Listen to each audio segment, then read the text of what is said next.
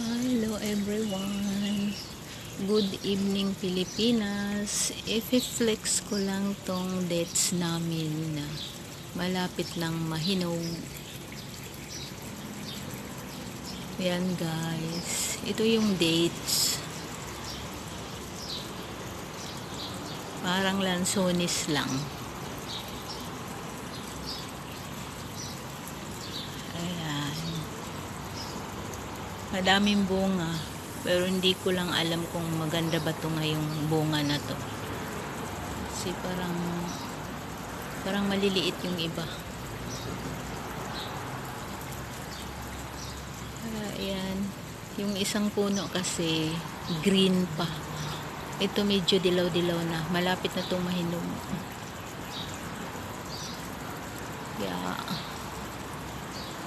Malapit na kaming maka-harvest.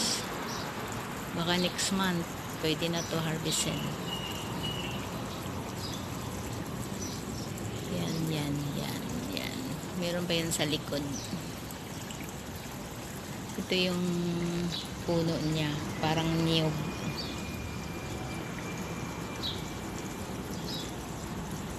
So ito lang muna guys.